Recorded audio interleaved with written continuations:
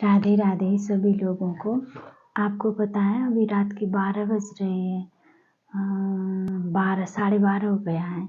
पर मैं YouTube scroll कर रही थी। मैंने एक चीज़ जो मेरे मन में इतने सालों से एक क्वेश्चन था और उसका मुझे कहीं ना कहीं सॉल्यूशन मिला और मुझे आपसे शेयर करने का मन हुआ। शायद मेरे जैसे कितने होंगे जितनों के मन में ये क्वेश्चन होगा।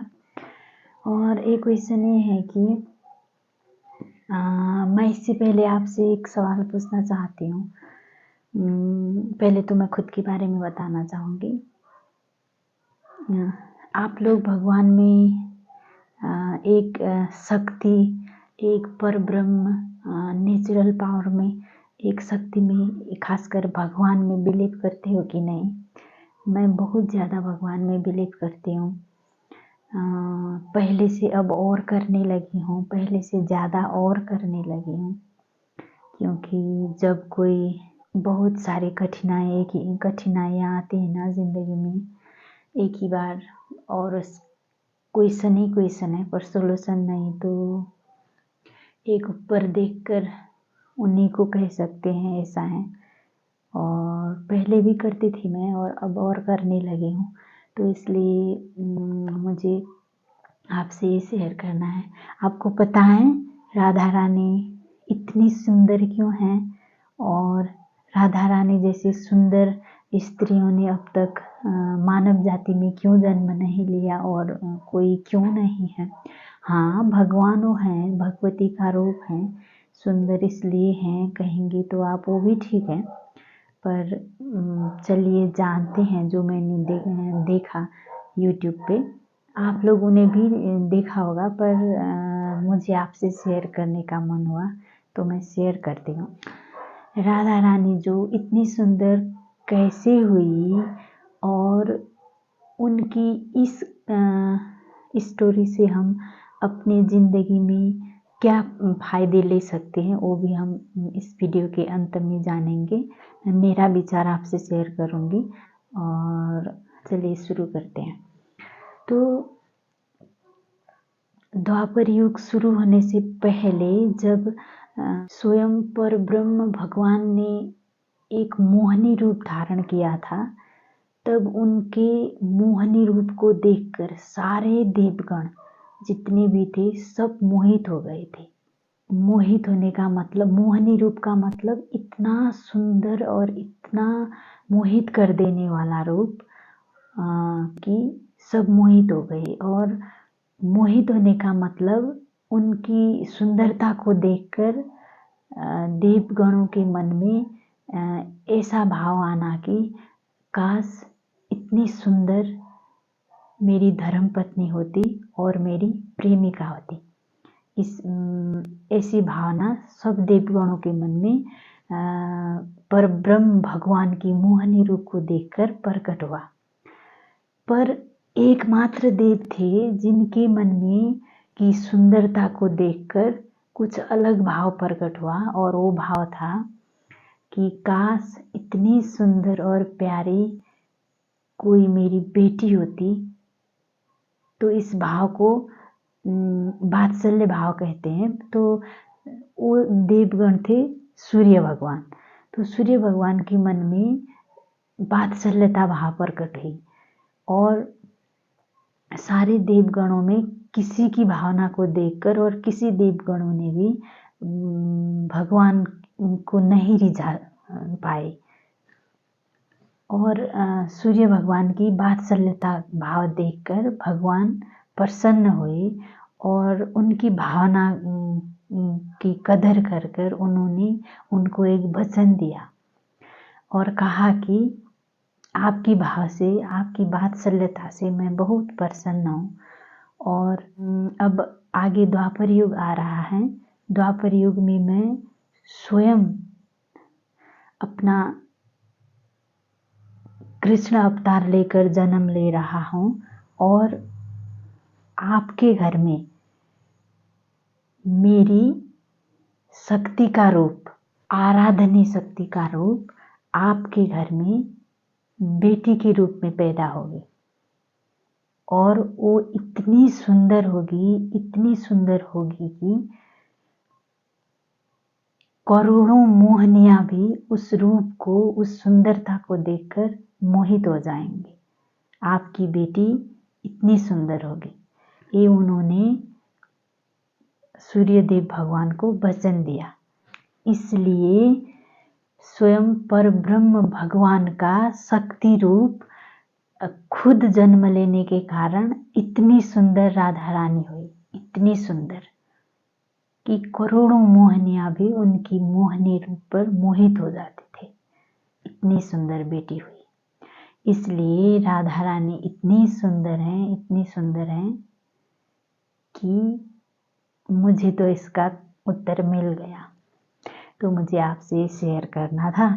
और इस स्टोरी से पता है आपको, इस स्टोरी से हमें हमारे जीवन में क्या बदलाव लाने चाहिए, मुझे क्या फील हुआ, मैं आपसे शेयर करती हूँ। और आपको क्या लगा आप भी मुझे बताना।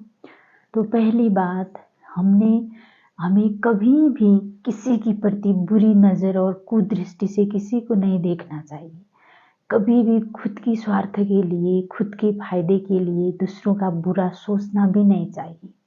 कभी भी खुद से पहले दूसरों की खुशी, गरीबों की खुशी, दूसरों की खुशी खास कर पहले रखनी चाहिए। तो आपका भला खुद ब खुद हो जाएगा और आप स्वार्थ की भावना से बाहर निकल कर दूसरों की भलाई के लिए सोचते हो तो आप उससे भी दुगना सुख पा जाओगे और आपको पता ही नहीं चलेगा ऐसा मैंने क्या कर दिया कि मैं आज इतना खुश हूँ। और एक बात ये भी कि हमें कभी भी अंदर से कपटी और बाहर से अच्छे दिखने के लिए नहीं बनना चाहिए। मन से कुछ और बाहर से कुछ, ऐसा नहीं। क्योंकि अब इसी में देखिए ना क्या हुआ, हमारे एक एक के मन में भगवान बैठते हैं, एक एक के मन में वहीं पर ब्रह्म आत्मा के रूप में बैठते हैं, उस आत्मा में भगवान बैठते हैं। वो हमें हमारी हर एक्शन को देख रहे हैं, अच्छा बुरा सब देख रहे हैं। हमें लगता है हम कुछ भी करें, हमें कौन देख रहा है, हम किसको पता हम क्या सोच रहे हैं और बाहर से क्या दिखा रहे हैं। तो इस दुनिया से हमें क्या मतलब, दुनिया कुछ भी सोचे, हमें तो भगवान से मतलब है ना, सत्य से मतलब है ना। अगर सत्य मार्ग में चलना है और अच्छा करना है तो सत्य हमारे मन के अंदर बैठे हैं, वो कौन है, भगवान। तो फिर हम गलती कैसे कर सकते हैं। तो इसलिए गलत करना नहीं चाहिए कुछ भी। इससे मैंने ये सीखा। और इस वीडियो से ये सीखने का एक ऐसे सीखा कि जब इतने देवगणों ने मोहनी रूप को देखकर मोहित होकर खुद के स्वार्थ के लिए एक मोहित होने का भाव प्रकट किया तो भगवान प्रसन्न नहीं हुई, उनको उसमें कुछ न कुछ स्वार्थ लगा। इसलिए भगवान नहीं रिझे इन और देवता गणों से। और सूर्य भगवान ने बेटी की वात्सल्यता की भाव रखी तो उनसे रिझ गए। तो इससे तो यही प्रूफ होता है ना, किसकी भावना, किसकी सोच कितनी पवित्र और तटस्थ है।